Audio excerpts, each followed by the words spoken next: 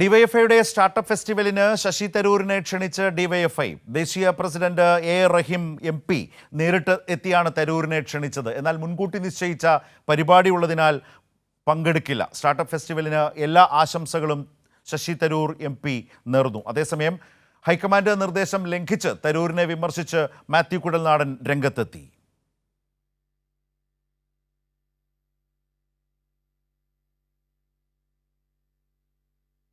സംസ്ഥാന സർക്കാരിനെ പുകഴ്ത്തിയ വിവാദങ്ങൾക്ക് പിന്നാലെയാണ് ശശി തരൂരിനെ സ്റ്റാർട്ടപ്പ് ഫെസ്റ്റിന് ഡിവൈഎഫ്ഐ ക്ഷണിച്ചത്. ദേശീയ പ്രസിഡന്റ് എ റഹീം MP നേരിട്ടെത്തിയാണ് തരൂരിനെ ക്ഷണിച്ചത്. വികസന കാര്യത്തിൽ തരൂരിന്റെ നിലപാട് സ്വാഗതാർഹമാണെന്നും എ റഹീം MP പറഞ്ഞു. പക്ഷേ മുൻകൂട്ടി നിശ്ചയിച്ച പരിപാടികൾ ഉള്ളതിനാൽ ശശി തരൂർ സ്റ്റാർട്ടപ്പ് ഫെസ്റ്റിൽ പങ്കെടുക്കില്ല. കേരളത്തിലെ സ്റ്റാർട്ടപ്പ് സംരംഭങ്ങൾ എൻ്റർപ്രണേഴ്സ് അതിൽ വർക്ക് ചെയ്യുന്നവർ, അതോടൊപ്പം തന്നെ നോവൽ ഐഡിയ ഉള്ള പുതിയ തലമുറയിലെ സ്റ്റാർട്ടപ്പിൽ താല്പര്യമുള്ള ആളുകൾ അവരുടെ വലിയൊരു സംഘമാണ്.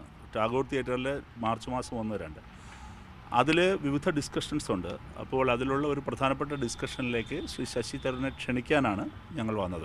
അതേസമയം തരൂർ വിഷയത്തിൽ പരസ്യ പ്രസ്താവന വേണ്ടെന്ന ഹൈക്കമാൻഡ് നിർദ്ദേശത്തെ അവഗണിച്ച് മാത്യു കുഴൽനാടൻ MLA രംഗത്തെത്തി.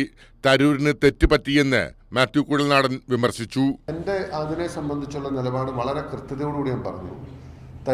തരൂർ കോട്ട് ചെയ്തത് രാജീവ് പറഞ്ഞ ഫാക്ട്സ്. ശശി തരൂർ വിഷയത്തിൽ കോൺഗ്രസിനകത്ത് പ്രശ്നങ്ങളില്ലെന്ന് മുൻ പ്രതിപക്ഷ നേതാവ് രമേശ് ചെന്നിത്തല പറഞ്ഞു. കഴിഞ്ഞ ദിവസത്തെ യോഗത്തിൽ ഇത് സംബന്ധിച്ച തീരുമാനമുണ്ടായെന്നും ചെന്നിത്തല പറഞ്ഞു. കോൺഗ്രസിനകത്ത് അങ്ങനെ വലിയ പ്രശ്നങ്ങളൊന്നുമില്ല. ആ കാര്യങ്ങളൊക്കെ ഇന്നലത്തെ സംസാരത്തോടുകൂടി തീർന്നുകൊണ്ടാണ് ഞാൻ മനസ്സിലാക്കുന്നത്. അതേസമയം തരൂരിന്റെ ലേഖനം പാർട്ടി തള്ളിക്കളഞ്ഞതാണെന്നും തെറ്റ് സംഭവിക്കുമ്പോൾ തിരുത്താൻ ആവശ്യപ്പെടുന്നത് സ്വാഭാവികമാണെന്നും കെ മുരളീധരൻ പറഞ്ഞു. അദ്ദേഹത്തിൻ്റെ ലേഖനം പാർട്ടി അത് തള്ളിക്കഴിഞ്ഞു. അപ്പോൾ ഇനി അതിനെക്കുറിച്ച് കൂടുതൽ ഡിസ്കഷൻ ആവശ്യമില്ല. News desk Kairali news.